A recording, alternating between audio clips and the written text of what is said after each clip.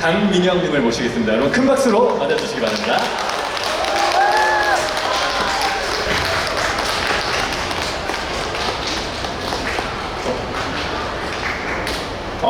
네, 안녕하세요. 작가로 인사드리게 된 강민혁이라고 합니다. 반갑습니다. 이렇게 정말 멋진 공간에서 또 멋진 여러분들 앞에서 저의 이야기를, 저의 책 이야기를 할 수 있게 된 것만으로 정말 영광인데 많은 분들이 와서 이제 또 좌석이 아닌 뒷자리에서도 서서 이렇게 저를 기다려주셔서 다시 한번 감사드리고요. 네, 와주신 여러분들께 감사 인사드리겠습니다. 감사합니다. 네, 책 관련돼서 이제 북토크를 진행해 볼 건데 저 여기 앉아서 편하게 1시간 동안 저희 이야기들을 여러분들께 진솔하고 최대한 가감 없이 보여드리고 이야기를 전달해 드리도록 하겠습니다. 어떻게 여기 계신 분들 중에는 이제 저의 책 다 그런 건 아니야를 보신 분도 계시겠지만 안 보신 분도 계실 거라 생각하는데 다 보고 오셨나요? 보고 오신 분 손 한 번만. 오늘 안 봤는데 이 자리로 이제 강민혁의 책을 낸 거를 알았다 하신 분도 계십니다. 꽤 많이 계시네요. 네, 오늘 여러분들께 아직 책은 구매 안 하셨겠지만 저의 이야기를 통해서 저의 책을 볼 수밖에 없게끔 사로잡는 이야기들을 좀 많이 해드릴게요. 네, 그렇습니다. 저 강민혁이라는 사람은 여러분들 아시는 분들도 계시겠지만 CN블루라는 밴드에서 드럼을 치고 있고 또 연기자로서 연예인으로서의 이름이 더 친숙한 이름일 겁니다. 네. 하지만 오늘 이 순간만큼은 작가 강민혁으로 여러분들께 앞에 섰고요. 그리고 작가의 이 다 그런 건 아니야에 사람 강민혁이 담겨 있기 때문에 작가이기 전에도 또 사람 강민혁의 이야기들이 담겨있는 그런 이야기들을 좀 많이 할 것 같습니다. 다 그런 건 아니야 라는 책 제목으로 제가 책을 내게 됐는데 일단 책 제목 이야기부터 하는 게 좋을 것 같아요. 이 책 제목을 선정하는 과정까지 정말 많은 일들이 있었습니다. 저는 지금 이 책을 꿈공장 플러스라는 출판사와 계약을 해서 출간을 하게 됐는데 사실 처음부터 꿈공장 플러스와 작업을 한 건 아니었어요. 다른 출판사를 통해서 출간을 하려고 했었었는데 그때 만드는 과정 속에서 다양한 책 제목을 제가 리스트를 올렸었는데 가장 하고 싶었던 건 다 그런 건 아니야가 제 마음속에 이미 정해져 있었어요. 하지만 뭔가 이 부정적인 단어가 아니라는 부정적인 단어가 들어가다 보니 요즘은 뭐 위로를 하거나 사람들에게 마음을 좀 편안하게 해줄 수 있는 건 긍정적인 단어가 좀 더 좋지 않을까요? 그래서 다 그런 건 아니야는 안 했으면 좋겠습니다 라고 이렇게 의견을 주시더라고요. 처음에는 그 의견을 너무 당연하게 받아들이고 어쨌든 저보다 더 많은 책을 출판했을 출판사의 의견을 겸허히 받아들이려고 했었어요. 처음에는 이제 그러다 보니까 근데 문득 그렇게 미팅이 끝나고 집에 오는 길에 책 제목을 어떤 걸로 하지 고민을 하기 전에 왜 다 그런 건 아니야 부정적인 말이 라고 생각을 하지? 이 생각부터 시작이 됐던 것 같아요. 저의 그 다 그런 건 아니야 라는 말은 아니야 라는 부정적인 단어가 있겠지만 이 문장이 주는 말은 전혀 부정적인 게 아니었거든요. 제 스스로를 위로하는 부정적인 요소가 하나도 없는데 왜 이거를 부정적으로 받아들일까? 그렇게 해서 처음에는 이제 출판사하고 처음 좀 트러블이 있었던 것 같아요. 그리고 이제 오늘 여기 오신 분들 처음 보신 분도 있겠지만 이건 개정 증고판이에요. 이전에 초판을 낸 적이 있습니다. 네, 그때 당시에는 겉모습에 저의 얼굴도 없었고 그리고 이 안에 들어있는 사진도 없었습니다. 처음에 책을 낼 때는 저라는 사람을 정말 많이 숨기고 싶었어요. 왜냐면 강민혁이라는 사람을 드러내는 게 어려웠던 것 같아요. 왜냐면 여러분들이 알고 있는 그 연예인 강민혁이 글을 썼다고 생각하면 편견을 가지고 바라볼 것만 같았어요. 그래서 저는 이런 이야기를 하려고 글을 썼지만 이거를 다르게 해석하면 어떡하지? 논란이 되면 어떡하지? 이런 겁부터 났던 것 같아요. 근데 아니나 다를까 출판사에서도 편집장님께서도 좀 그러한 비슷한 이야기를 해주시면서 글들을 정말 많은 수정을 요구를 하셨어요. 근데 저는 그때 당시에는 이 말을 듣는 게 맞는 걸까? 이런 고민이 정말 많았지만 나의 이야기를 가감없이 보여주는 작가 강민혁으로서 서고 싶은데 이게 누구나 아는 강민혁으로서의 모습을 담으면 과연 내가 이 책을 내는 건 CN블루 강민혁이 내는 걸까? 아니면 사랑 강민혁이 내는 걸까? 약간 여기서 혼돈이 왔던 것 같아요. 저의 이야기들이 그동안 어렸을 때부터 일기장에서 꺼내온 글들도 있거든요. 그런 이야기들을 다 여러분들께, 대중들에게, 모든 사람들에게 보여주고 싶은 이 책이라는 걸 만들고 싶은데 누구나 알고 있는 강민혁의 모습, 그리고 대중들이 알고 있는 강민혁의 모습들을 담아내는 건 너무 한정적이고 아깝다고 생각을 했어요. 또 이 책을 한 번밖에 못 낼 것 같은데 그러는 고민 끝에 결국에는 첫 출판사하고는 작업을 하지 못하게 되었습니다. 그러고 나서 저의 이야기들을 그대로 받아주시고 귀 기울여 들어주시고 그거 있는 그대로를 받아줬던 출판사가 지금의 꿈공장 플러스였던 것 같아요. 그래서 제가 처음부터 이야기를 하고 싶었던 다 그런 건 아니야. 네. 이 말은 연예인으로서 대중들 앞에 섰을 때 정말 많은 억울함도 있었을 거고 이야기하고 싶은 나의 이야기들도 있었을 거고 속상한 일도 있었을 거고 했을 때 모든 걸 다 이야기할 수 없었어요. 왜냐면 또 나의 말은 또 다른 이야기가 파생이 될 거고 나의 의도와 다르게 또 다른 오해를 살 수 있기 때문에 정말 이 직업이 한마디 한마디가 어렵고 무거워 그런 무게감을 갖고 있구나라는 걸 알고 있었기 때문에 그런 마주했을 때마다 속은 너무 상했어요. 다 이런 걸 얘기하고 싶은데 난 정말 얘기할 수 없는 걸까?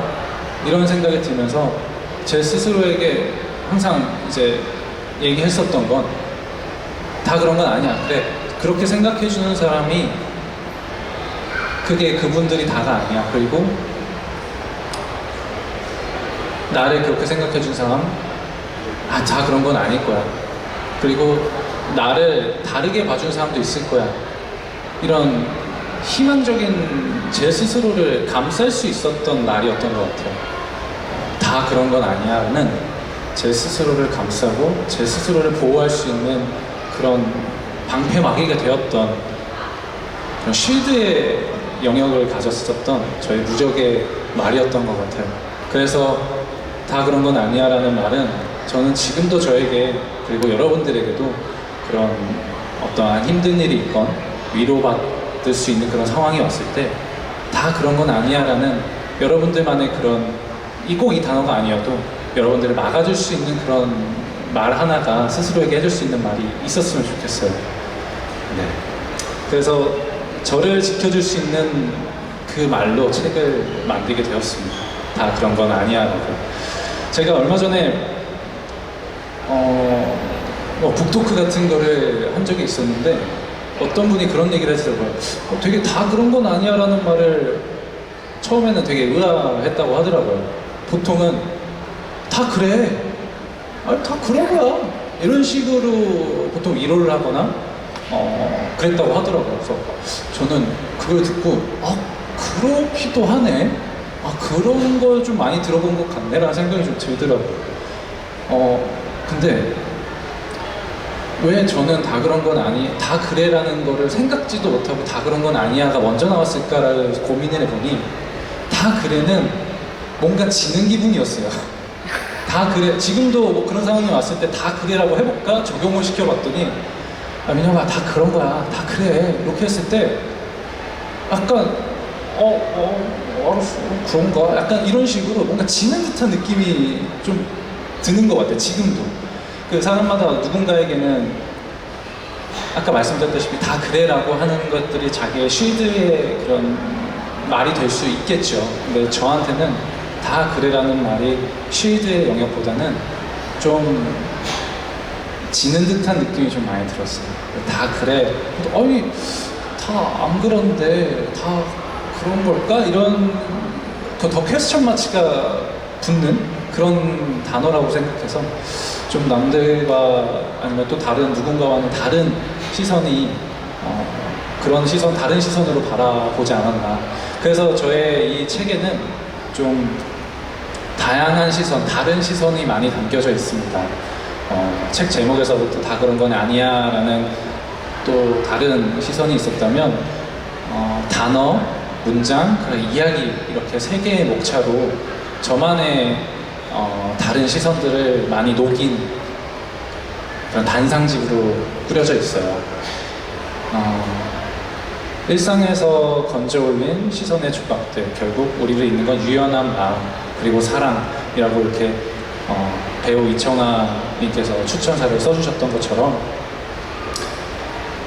일상적인 생활에서 지낼 때 봐왔던 것들, 단어, 문장, 이야기 그리고 그런 상황들이 전혀 당연하지 않고 좀 더 그런 상황과 모든 것들을 유연하게 바라본다면 아픔과 슬픔 그리고 기쁨 이런 감정들이 더 배가 되고 더 아름답게 느껴질 수 있다는 걸 느낄 수 있는 책이에요. 그래서 여러분들도 안 보신 분이 있다면 꼭 하나하나 보셔서 그동안에 내가 이런 이야기, 단어, 문장들이 이렇게 바라보는 사람도 있구나 새롭게 느끼시면서도 또 다른 여러분들에게 희망과 또 새로운 즐거움 그리고 피식 웃을 수 있는 그런 내용들이 담겨져 있기 때문에 꼭 한번 추천드리고요. 네, 제가 이 다 그런 건 아니야에서 가장 좋아하는 글들이 몇 개 있어요. 방금 말씀드린 그런 유연한 시선들의 메뉴라는 단어가 있습니다. 여러분들 오늘도 식사를 하셨겠죠? 점심도 드셨을 거고 지금 이제 저녁 먹을 시간인데 오늘 메뉴 뭐 드실 거예요? 여러분들 식당에 가거나 외식을 하게 되면 꼭 메뉴를 마주합니다. 한글로 메뉴라고 써져 있는 것도 있지만 메뉴는 MENU 이제 이렇게 스펠링이 되어 있죠. 그래서 메뉴판을 이제 받아들였어요. 뭐가 있는지 구경을 합니다. 근데 제가 어느 날 어디가 아파서 이제 병원에 갔다가 접수를 해놓고 기다리는 시간 동안 혼자 혼밥을 하려고 식당에 갔는데 정말 메뉴판을 봤는데 먹고 싶은 게 하나도 없는 거예요. 그래서 메뉴판만 그냥 뚫어져라 쳐다봤습니다. 뭘 먹을까? 근데 정말 이 메뉴에 뭐 다양한 메뉴들이 있었지만 그 메뉴들은 다 마음에 안 들고 갑자기 꽂혔어요. 메뉴? MENU?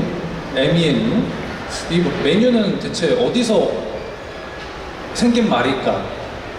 생각해 보신 적 있으세요? 또 당연히 메뉴니까 메뉴라고 생각했잖아요. 근데 갑자기 메뉴판에 있는 그 메뉴라는 걸 보고 이 단어의 어원은 뭘까? 스페인어일까? 막 이런 고민이 들다가 검색을 바로 할 수도 있었는데 그냥 혼자 문득 생각했어요. 과연 이 단어는 어떻게 생긴 걸까? 이렇게 문득 그 단어만 쭉 바라보다 보니까 알파벳이 MENU라고 이렇게 보였는데 정말 무슨 AI CG 한 것처럼 MENU로 보이더라고요. MENU. 나 그리고 너. 그게 너무 신기한 거예요. 메뉴, MENU? 내가 만약에 이게 어원이 틀릴 수는 있겠지만 내가 이 메뉴를 해석한다면 이 메뉴를 만든 사람, 요리사가 될 수도 있고 그리고 이 메뉴를 먹으러 온 사람, 손님이 될 수도 있고 그리고 서빙을 보러 오는 사람 그리고 나와 대화를 나누는 서빙을 나누는 사람 이런 것들이 다 뭔가 음식 그리고 이 메뉴라는 거를 통해서 이야기를 나눌 수 있는 서빙하는 알바생 이런 것들이 다 나와 그리고 너와 만나야만 이 메뉴가 주문이 되고 음식이 오고 이런 과정을 거치는 거 아닐까라는 생각이 들었어요. 또 끼워 맞추기인가요? 근데 그렇게 바라보고 나서부터 아무 메뉴를 시키는데 정말 먹을 게 없어서 기분이 안 좋았음에도 불구하고 이 메뉴를 뭐 드시겠어요? 찾아오신 분에게 아, 저 이거 주세요. 이거 맛있어요? 뭔가 이런 대화도 나누면서 이거를 메뉴를 받아오기 위한 그 사람에게 나의 메뉴를 전달해주는 과정, 그리고 그 알바생이 요리사에게 아, 이 메뉴 들어왔습니다 라고 전달하는 과정, 이런 것들은 혼자서는 이루어질 수 없다라는 걸 알았어요. 미 앤 유, 이게 나 그리고 너와 이 모두가 같이 연결이 되어야만 내가 식당에 가서 맛있는 돈을 주고 먹는 이 값어치를 하는, 정말 사람으로 돈을 주고 살 수 없는, 이게 돈을 주고 사람과 연결을 가져가는 거구나라는 느낌을 받았어요. 그때부터 메뉴만 보면 모든 사람에게 좀 친절하게 바뀌게 되더라고요. 아, 이 메뉴판을 만든 사람, 요리하는 사람, 이 메뉴를 받으러 오는 사람, 이 모든 사람들이 있어야만 세상이 굴러가고 또 내가 맛있는 걸 먹을 수 있겠구나, 이런 생각이 들면서 좀 포근해지더라고요. 그 먹을 게 없어서 좀 짜증나 있는 그 순간이 그렇게 포근한 순간으로 바뀌는 과정이었어요. 그래서 여러분들도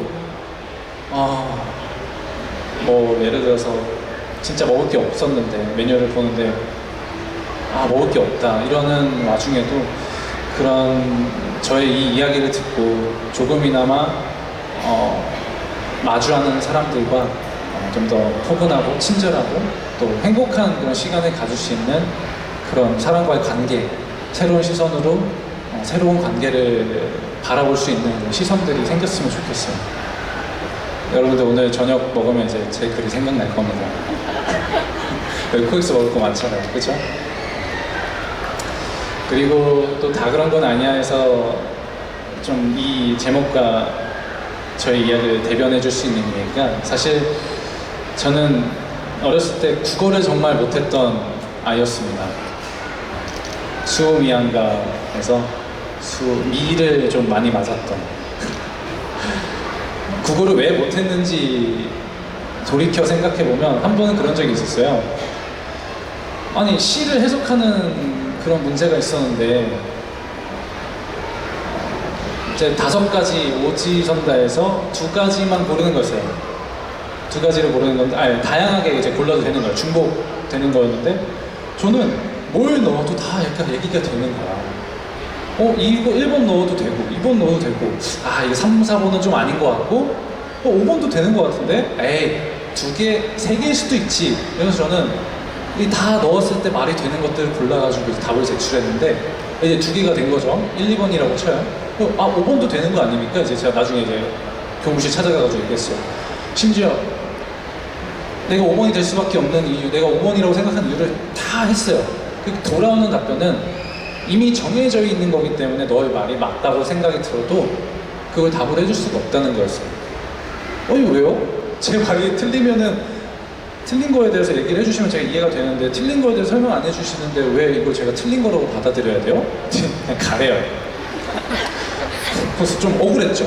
그래서 아무리 생각해도 저는 5번도 답이 될 거라고 생각을 했어요. 왜 그 정해져 있는 답만 답일까? 새로운 시선과 새로운 이야기를 넣었을 때 이것도 답이 될 수 있는 거 아닐까? 약간 이런 생각을 하다 보니까 국어가 그렇게 성적이 안 좋았겠죠? 네, 그랬던 것처럼 여러분들 답은 정해져 있고 살다 보면 나의 행동이나 사회생활을 하거나 어떠한 거를 마주했을 때 정해진 룰은 어느 정도 존재를 해요. 그래야만 사회가 굴러가고 시간이 흘러가겠죠. 근데 정말 본인이 그게 행동의 그 룰에 맞지 않다고 생각하더라도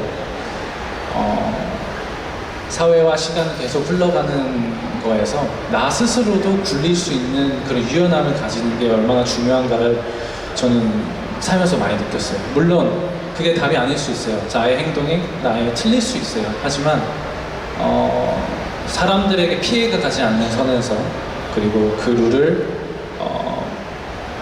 만든 사람과 그 룰을 잘 지켜나가고 있는 사람들 안에서 지장이 가지 않게끔 나 스스로를 굴려나가는 그런 유연함은 어떠한 일이 벌어졌을 때 대처할 수 있는 나의 그 경험이 되더라고요. 무조건 아니라고 해서 그게 아니구나, 내가 틀린 거구나라고 그냥 치부해버리면 내 스스로에게 정답 찾지 않았던 그냥 넘겼던 그 일들이 나중에는 마주했을 때 다시 막혀요. 이거 틀린 거였는데, 하면 안 되는 거였는데, 그러면 결국에 해결되지 못하고 그 벽에 다시 막히게 되더라고요. 하지만 뭐 틀린 것도 인정하지만 내가 생각했을 때 이 틀린 거를 옳게 바꾸는 그런 유연한 시선과 경험을 습득을 하면 그 비슷한 벽에 마주했을 때 유연하게 이 벽을 피해 간다던가, 이 벽을 뭐 내가 나갈 수 있는 시선만 이렇게 구멍을 뚫어서 쳐다본다던가, 이런 다양한 유연함이 생길 수 있어요.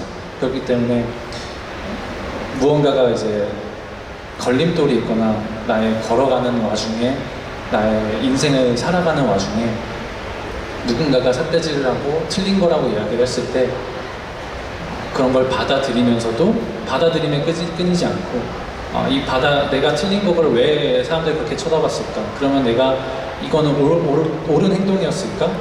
이런 것들을 다시 되짚어보면서 그런 유연함을 길러가는 게 정말 삶에 많이 도움이 되더라고요.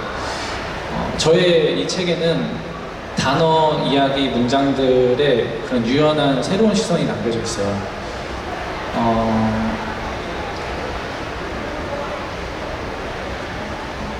제가 또 좋아했던 것 중에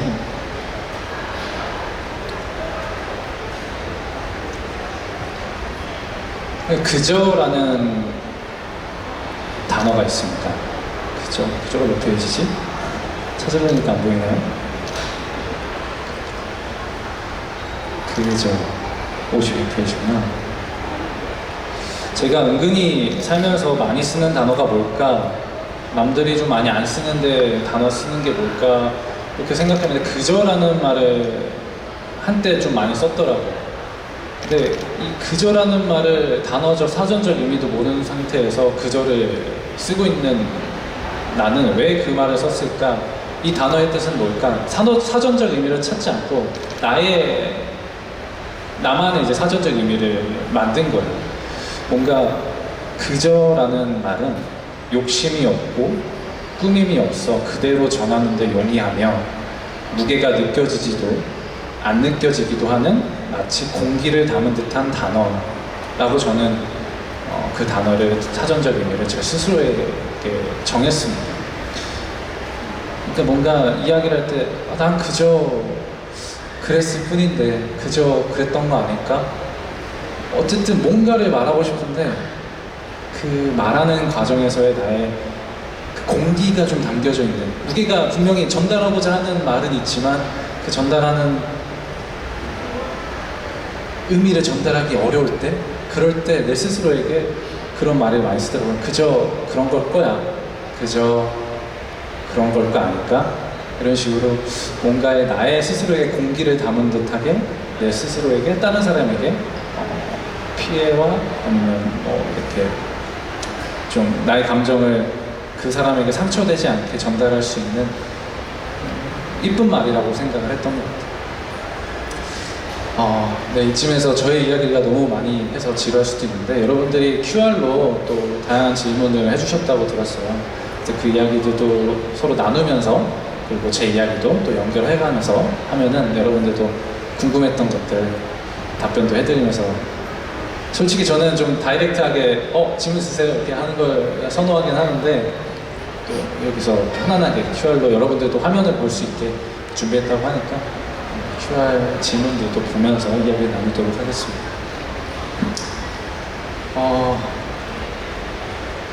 네, 많이 보내주셨네요.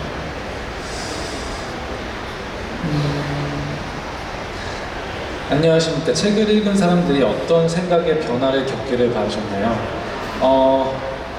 네, 저는 당연하게 사용했던 단어들, 당연하게 내 주변에 있었던 것들을 한 번 더 바라볼 수 있는 그런 여유를 가지길 좀 바랬던 것 같아요. 그런 여유들이 생각보다 지금 너무 빨리빨리 변하고 쇼츠 계속 10초, 20초짜리를 빨리빨리 보는 이 상황에서 뭔가 하나의 단어와 나의 사람 그리고 어떠한 사물을 10초, 20초 동안 바라볼 여유가 솔직히 없어요. 여유가 있어도 잘 안 하게 되죠. 뭔가 생산적인 일을 하고 싶어 하니까. 근데 제가 여유라는 단어가 어렸을 때부터 남자가 가져야 될 가장 큰 덕목이라고 생각을 했어요. 어른이 되기 위한 가장 큰 덕목, 남자가 되기 위한 큰 덕목이 여유를 가져야만 한다라는 것들을 어렸을 때 생각을 했었는데 그거를 알면서 사는데도 내가 아니까 그러면은 내가 여유 있는 사람이 되어야지, 여유 있는 어른이 되어야지 하면서 살아왔는데도 그게 잘 안 지켜지더라고요. 여유를 갖는 게 정말 어렵더라고요. 그런 훈련을 하는 과정 속에서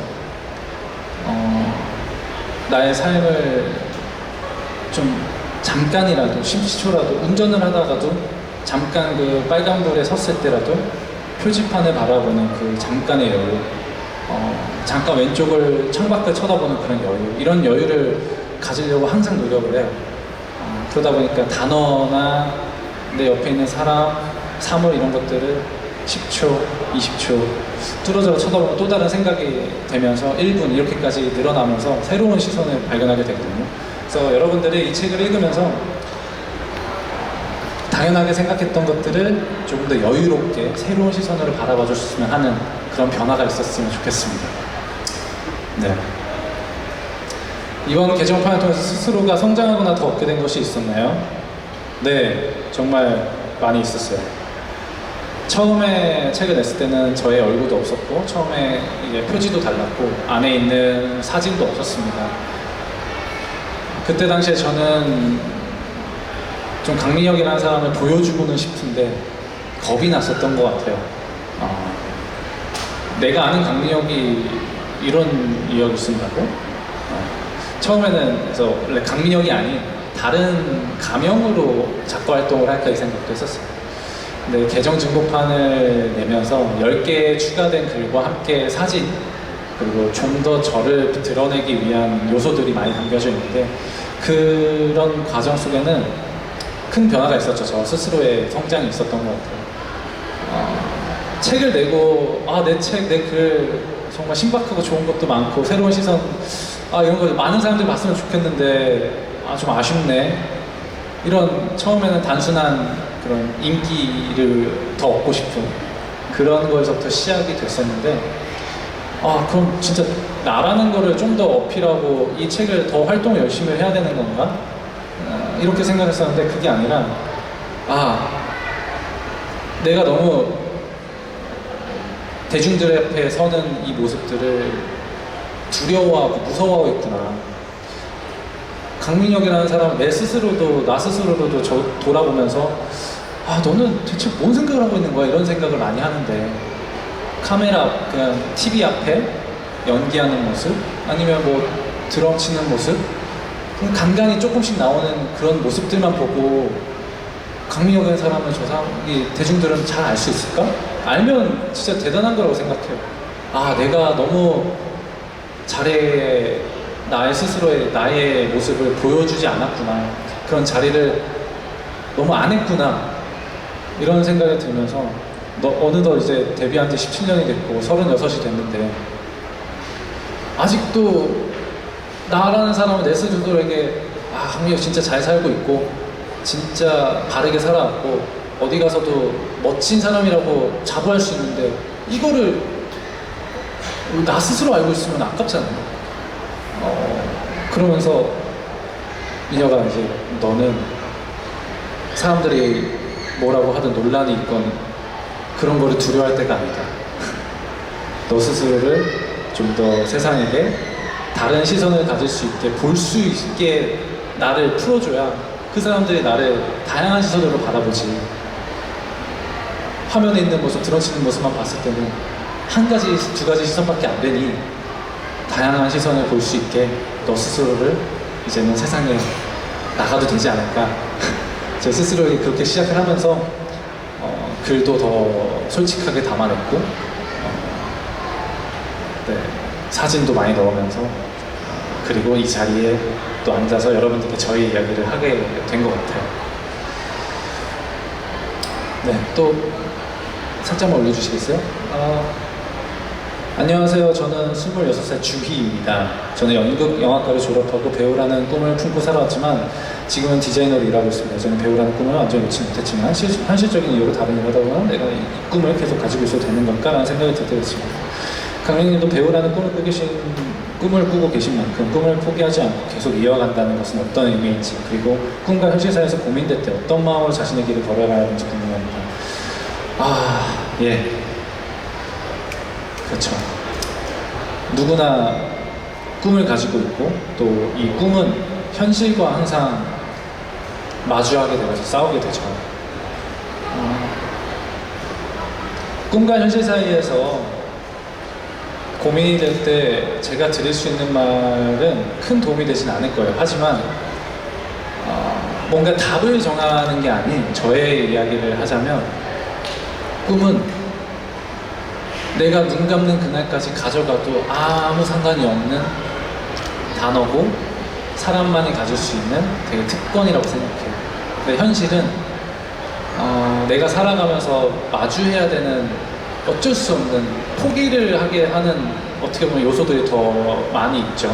현실, 그러니까 현실이야, 그게 현실이야. 너의 현실을 봐. 이게 뭔가 나의 이런 발의 디딤돌이나 디딤발이나 이런 꿈을 향해 가는 나의 그런 열정을 자꾸만 한 번씩 꺾이게 만드는 단어라고 생각해요.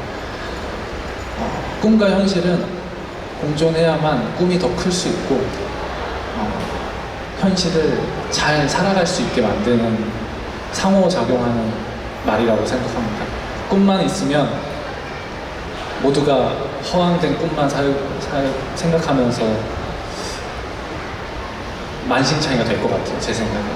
하지만 현실이라는 단어가 있기 때문에 그 꿈을 차근차근, 그리고 꿈이 이루어졌을 때 더 희열을 느낄 수 있는 단어이고, 또 현실만 있으면 로봇이겠죠? 이게 꿈과 현실은 항상 같이 있어야만 서로가 둥글게 더 크게 작용하는 단어라고 생각해요. 이거를 잘 섞어가면서 살아가는 게 잘 살아가는 것 같아요. 하나에 너무 치중되지 않고, 하나에 너무 편향되지 않고, 꿈과 현실을 같이 마주하면서 살아가는 게 건강하고 또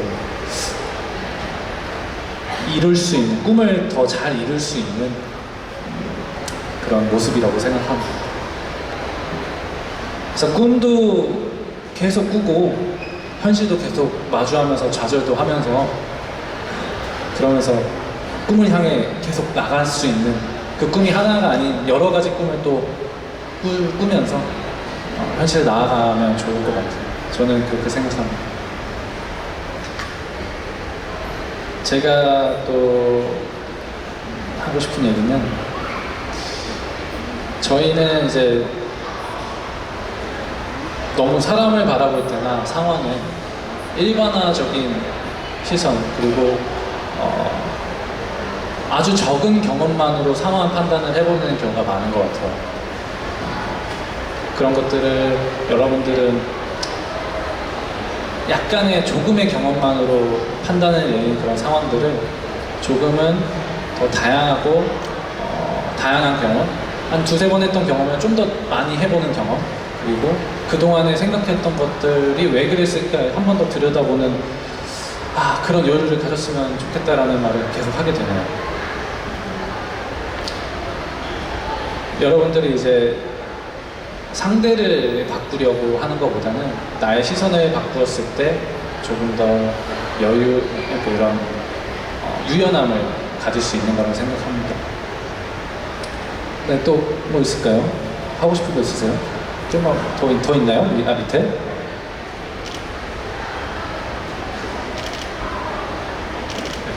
화면을 좀 밑으로 열어주세요.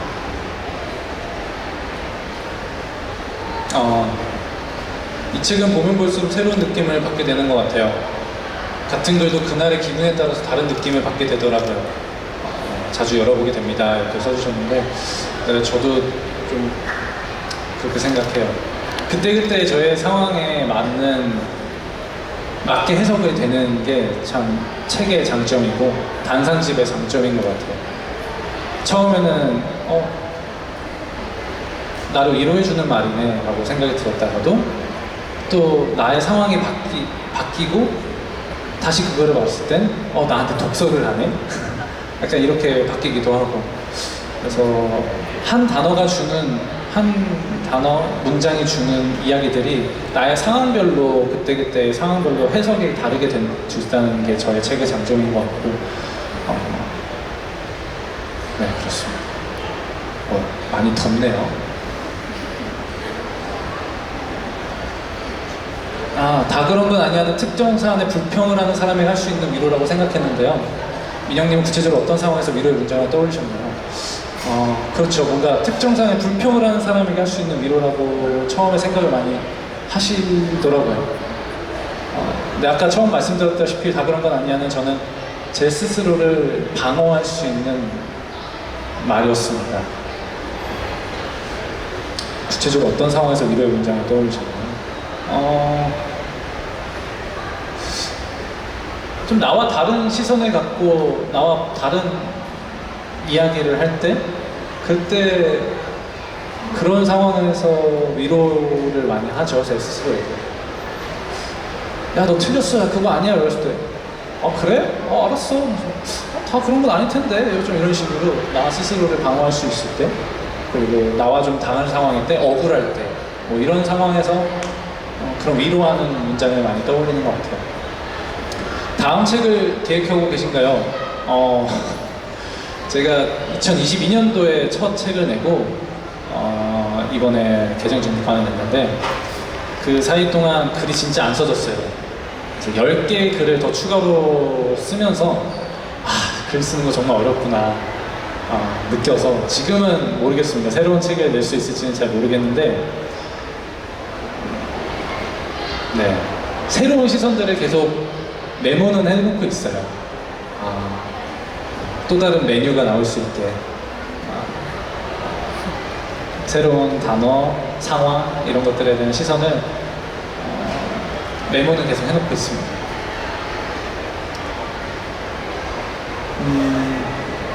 CN블루 드러머 작가 강민혁을 떠나 앞으로 꼭 하고 싶은 게 있나요? 버킷리스트 같은 거. 옛날에는 진짜 버킷리스트 같은 것도 막 적어놓으면서 하고 싶은 것들 많이 있었는데 그냥 제가 그때그때 상황에 맞게 하고 싶은 것들을 좀 많이 해보려고요. 경험이 정말 중요하다고 생각해서 경험은 여러분 앞으로 아까 말씀드렸던 거 연장인데 현실을 살아가는 데 있어서 유연함을 가져다주는 아주 큰 사람이 가질 수 있는 큰 힘입니다. 여러분들이 이 자리에서 힘들고 더우실 텐데도 불구하고 저의 경험 이야기들을 귀로라도 이렇게 들어주시는 것만으로도 저는 뭐 물론 제 말이 좋아서가 아니라 이런 순간 한마디 한마디가 또 여러분들에게는 경험이 되는 거라고 생각해요.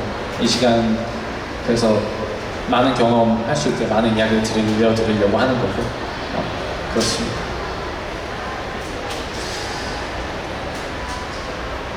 아까 이제는 다양한 모습의 강민혁을 보여주고 싶다고 하셨잖아요. 그렇다면 지금의 강민혁을 사람들이 새롭게 봐줬으면 하는 모습이 있다면 어떤 모습일까요?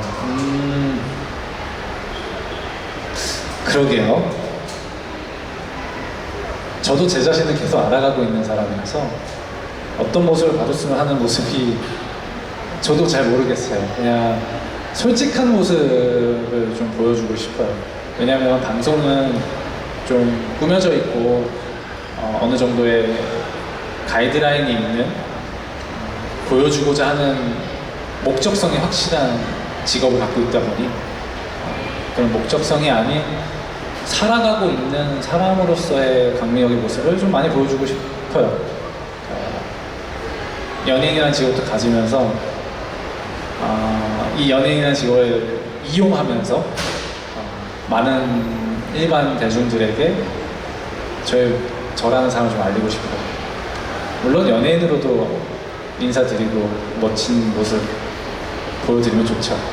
그것도 맞고 그냥 잘 살아가고 있는 36살 91년생의 남자 강민혁이 살아가는 이야기들, 살아가고 있는 모습들, 새로운 시선들, 이런 것들을 보여주고 싶어요.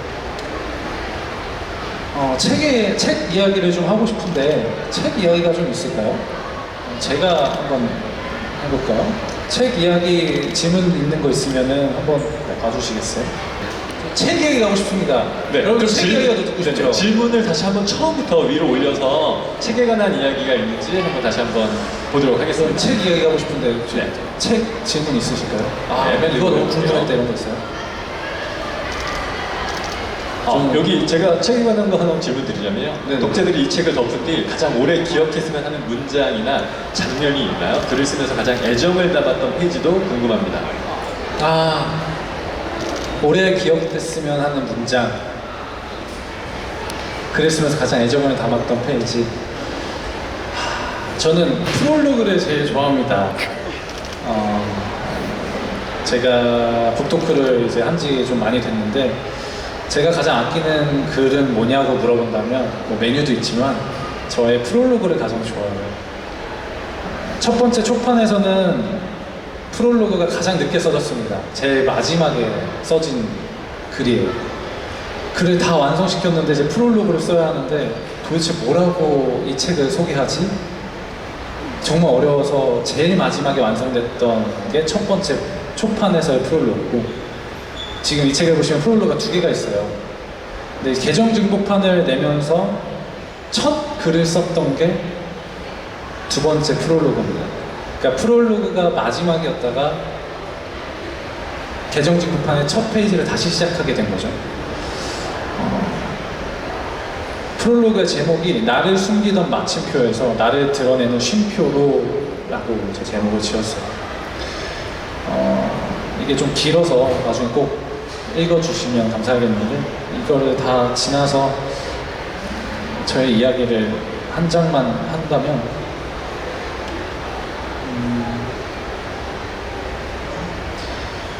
2022년 첫 출간을 지나 이번 개정 증보판을 준비하며 나는 비로소 내 안의 솔직한 변화를 마주한다. 왜 나는 그토록 숨으려 했을까? 어쩌면 타인이나 가까운 사람들이 나를 오해하는 것이 두려워 나 자신을 보호하기 위해 방어 기제를 세우려던 건 아니었을까?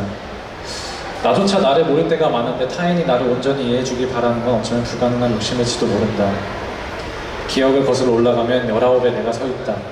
대중 앞에 섰던 그 어린 나이에 감당하기 벅찬 차가운 오해와 마주해야 했던 시절.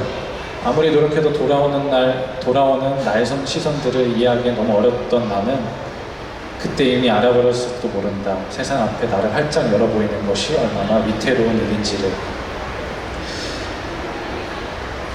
이제 다시 글을 쓰며 첫 책에 담긴 나를 돌아본다.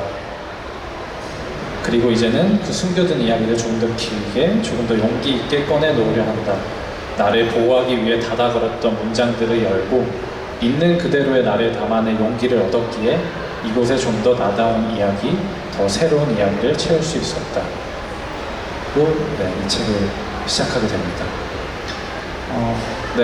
제가 이 책에 담겨진 내용들은 결국에는 보여주지 못했던 나의 이야기와 나라는 사람을 보여주고 싶어 했던 그런 열망이 좀 담겨져 있었던 것 같아요. 애시장씨 그것도 모른 채 책을 썼던 거 아닐까? 이런 생각을 나를 돌아보면서 프롤로그를 다시 썼습니다. 나를 숨기던 마침표에서 나를 드러내는 쉼표로 라는 말로 프롤로그 썼는데 저는 뭔가 이 안에 있는 내용들을 다 포괄적으로 보여주는 프롤로그라고 생각해서 프롤로그를 가장 좋아합니다. 꼭 프롤로그 2개를 먼저 읽어보시면 좋을 것 같아요. 그러면 책을 아마 끝까지 잘 읽게 되실 것 같아요. 프롤로그 읽어보십시오. 구매하기 지금 망설여진다면 옆에 계신 여기다 책을 두고 갈게요. 이렇게 프롤로그만 한번 읽고 가보세요. 네, 네. 좀 더 이렇게 질문을 내려보면 아까 책 속에 있는 그저라는 부분을 소개해 주셨는데 여기 바다라는 글을 좋아하시는 분이 남기셨어요. 이 바다라는 글을 쓰게 된 계기가 궁금하다고 질문하셨습니다. 네, 바다 한번 뭐 읽어드릴까요? 40페이지네요. 이 바다라는 글은 이번에 처음 개정 진보판에만 들어가게 된 글인데 읽어드리겠습니다. 바다. 무엇이든 집어삼킬 듯 몰아치던 파도도 시간이 지나면 거짓말처럼 고요해진다. 내 마음을 헤집어 놓는 거대한 시련도 언젠가 끝이 나고 다시 잔잔해진다는 뜻일 거다.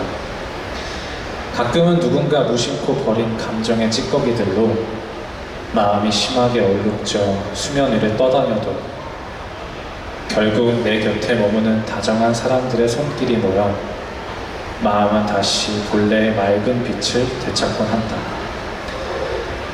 사람들은 수면 위의 거친 파도만 보고 바다를 아는 척하지만 진짜 수백 미터 아래 깊은 속까지 안다고 할 수 있을까?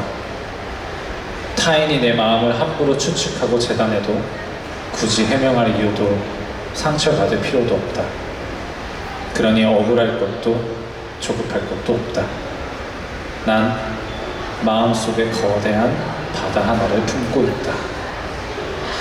네, 이렇게. 바다라는 글이 사람과 사람이 마주했을 때 결국엔 사람이 사람에게 상처를 주고 사람은 또 사람에게 또 치유를 받잖아요.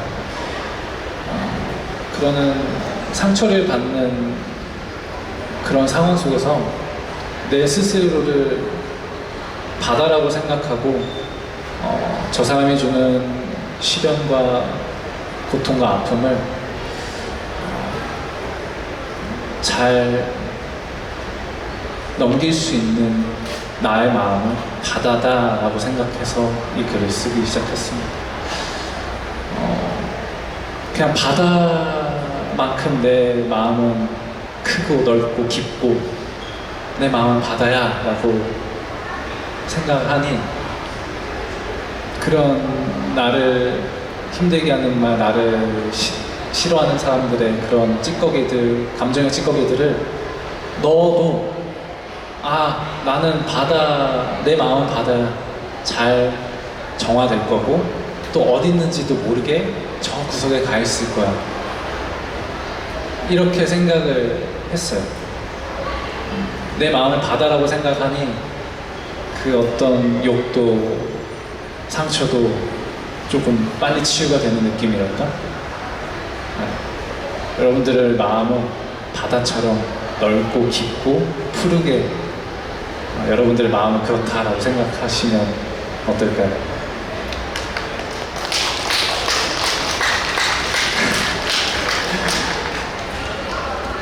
진짜 좋아하는 글 너무 많은데 좀 웃긴 것도 있어요. 냉탕이라고 있습니다. 냉탕이라고 있어요. 읽어드릴게요. 냉탕.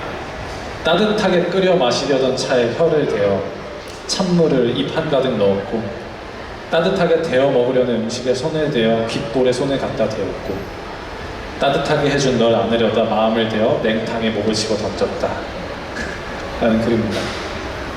이거는 실제로 제가 마음을 대어서 냉탕에 몸을 집어 던진 건 아니에요.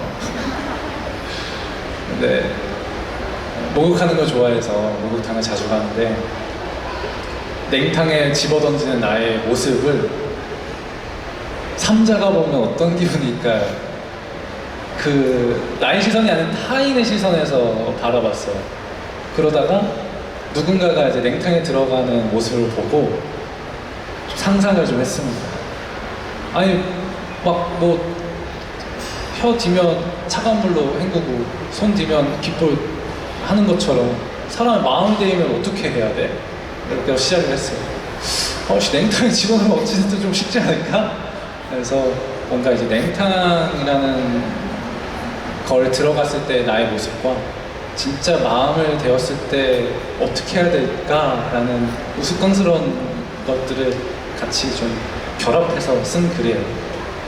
여러분들 마음이 데이면 어떡하죠? 일단 몸의 온도부터 낮춰야 되니까 냉탕에 갖다 던져십시오. 네. 자꾸 이제 단어만 하게 돼도 전자레인지라는 것도 되게 좋아하는데 이거 진짜 길어가지고 네, 요약을 하자 할까요? 아니면 여러분들 사서 읽으세요. 시간은 한정적이어가지고 또 뭐 읽어드릴까요? 제가 좋아하는 글들 대부분 좀 긴 글이 많네요. 짧은 것도 좋아하는데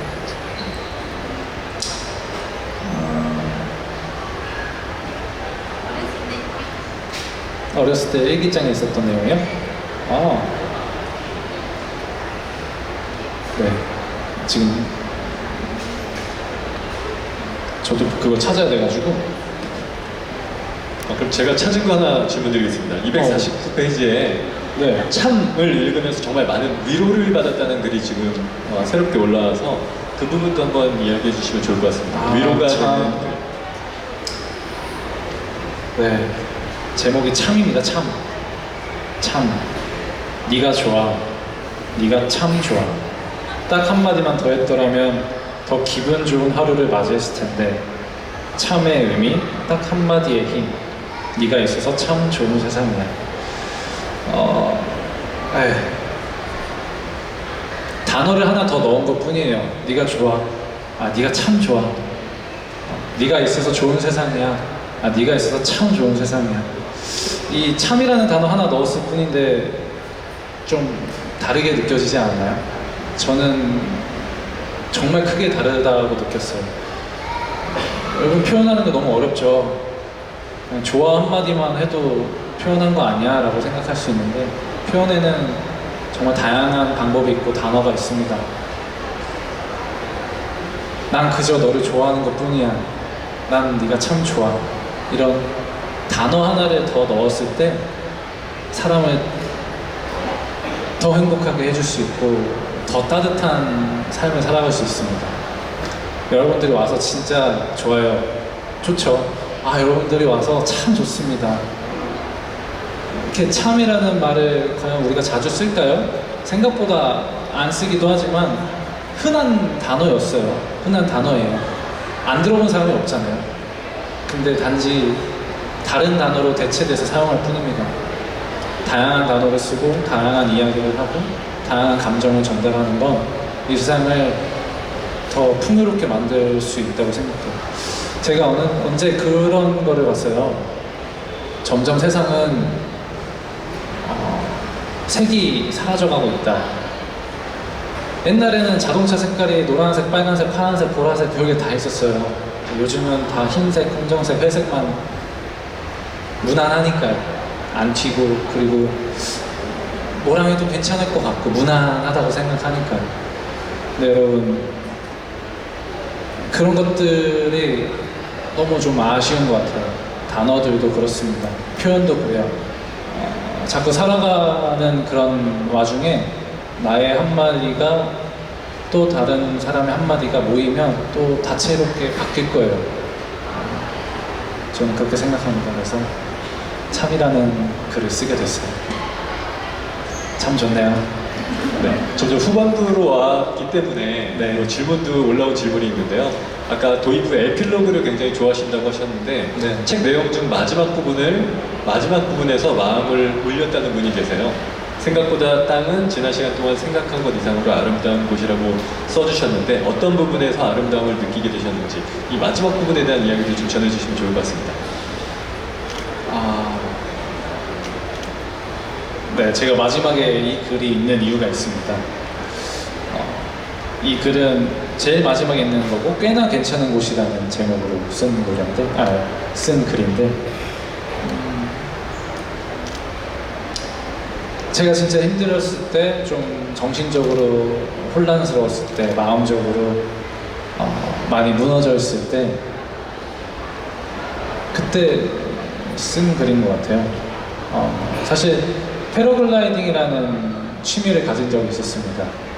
패러글라이딩을 처음에는 하늘에서 저 롤러코스터 타는 거 되게 좋아하거든요. 급격하게 떨어지면 막 심장 뛰고 막 떨리고 막 하고 재밌잖아요. 솔직히 그런 걸 바라고 패러글라이딩을 하러 갔어요.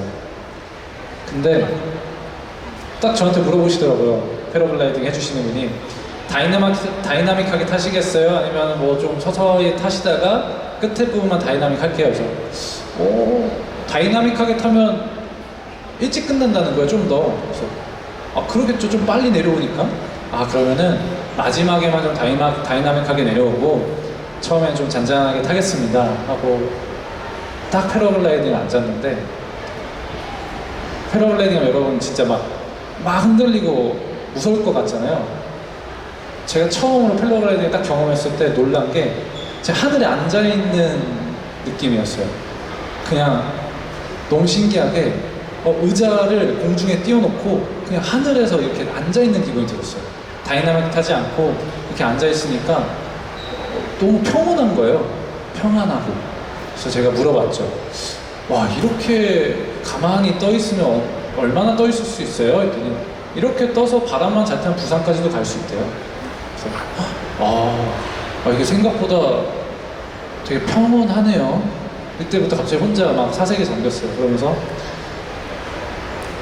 지나가는 차들이 진짜 조그맣게 보이고 푸른 이제 산들 속에서 집 한 채 한 채 이런 거 보면서 저 차는 어디를 가는 걸까? 이렇게 저 집은 누가 살고 있을까? 이런 시선들이 계속 좀 꼬리에 물면서 생각을 했어요. 근데 제가 이제 하늘 위에 있으면서 느꼈던 거는 땅 위로 바쁘게 움직이는 차들, 꿋꿋하게 그 자리에서 누군가를 기다리는 집들과 공원, 어디론가 놓여있는 이 길들이 흰 구름이 떠다니는 하늘과 함께 어우러진 광경이 하늘 위에서 느낀 가장 아름다운 순간이었더라고요. 저희가 이 땅에 있으면 저 하늘에 가고 싶다, 비행기 타고 싶다 이런 생각이 들잖아요. 근데 막상 하늘에 올라가 보니까 땅 위에서 상상한 딱 그만큼 느껴졌어요. 하늘 올라갔을 때. 근데 생각보다 땅은 지난 시간 동안 생각한 한 것 이상으로 아름다운 곳이더라고요. 이게 올라가 보니까 보였어요. 어쩌면 평생 날아다니면서 자유롭게 살아도 될 새들이 가끔씩 이 땅 위에 내려와서 쉬었다 가는 것도 꽤나 이곳이 괜찮은 곳이어서 그런 거 아닐까? 이런 생각이 들었어요. 결국 우리는 땅 위에서 살고 있잖아요. 하늘에 있는 모습 좋죠. 근데 생각보다 하늘에서 바라본 땅은 상상한 그대로입니다. 근데 땅에 있으면 가까운 변화들을 직관적으로 변화를 마주할 수 있어요. 그리고 하늘과 어우러진 모습, 그리고 내가 걸어 다닐 때마다 바뀌는 시선, 시야 이런 것들이 한 골목만 바뀌어도 바뀌잖아요. 근데 하늘은 그렇게 오래 떠 있어도 딱 상상한 거, 그리고 내가 보고 있는 것에서 크게 바뀌지 않더라고요. 내가 이거 생각한 것보다 이 땅에서 사는 게 정말 아름다운 곳이구나 라고 느꼈고, 또 이제 마지막 문장에 날려보내고 싶었던 너의 존재 역시 이 땅 위에 있기에 꽤나 이곳이 괜찮은 곳 같아 라고 썼습니다. 근데 이거는 우리가 누군가를 떠나보내야 될 때도 이 땅 위에 떠나보냅니다. 그렇기 때문에 누군가를 떠나보내도 그냥 살아가고 있는 우리의 이 모습과 이 상황도 다 땅 위에서 벌어지는 정말 아름다운 곳에서 벌어지는 일들이라고 생각을 해요.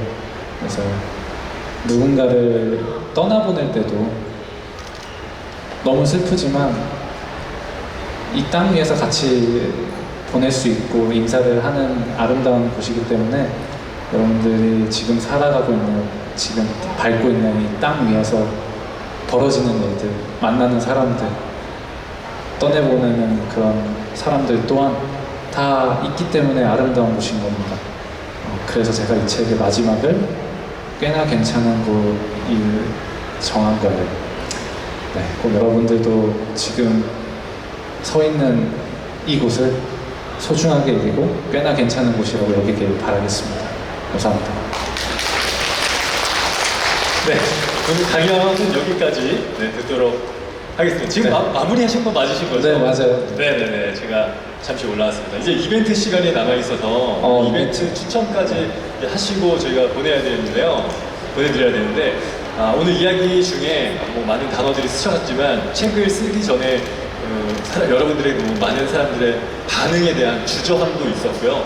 그걸 이겨내시고 이렇게 책을 썼다는 것 자체가 그 안에 또 용기 이런 것도 느껴지는 그런 이야기였습니다. 그렇기 때문에 지금 마지막 굉장히 용기를 내야 하는 시간만 남았는데요. 여기 절반을 떨어뜨려야 하는 그런 굉장히 무시무시한 시간이 남아 있습니다.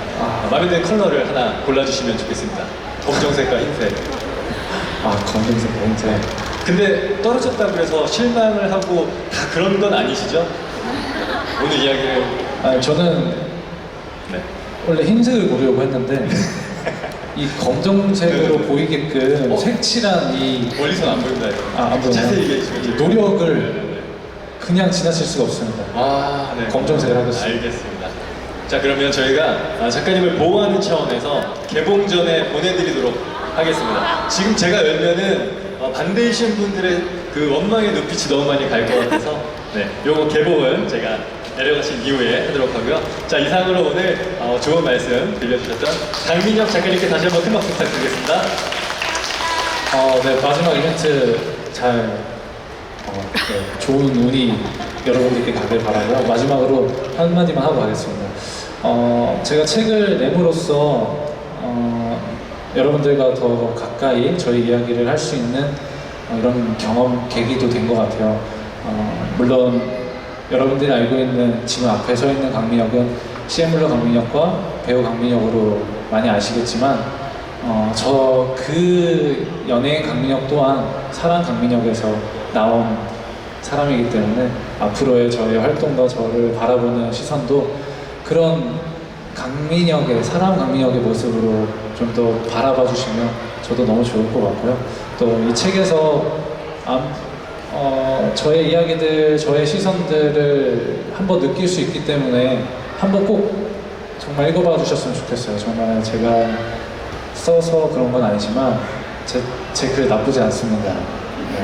절대 후회하지 않을 거라고 생각이 들고 저의 새로운 시선, 여러분들에게 새로움을 가져다 드릴 수 있으니 꼭 한번 읽어봐 주시면 좋겠습니다. 네, 오늘 긴 시간인데도 불구하고 자리해 주셔서 정말 감사드리고요. 네, 작가 강민혁의 글로 또 인사드릴게요. 감사합니다. 네, 여러분 다시 한번 큰 박수 부탁드리겠습니다. 감사합니다.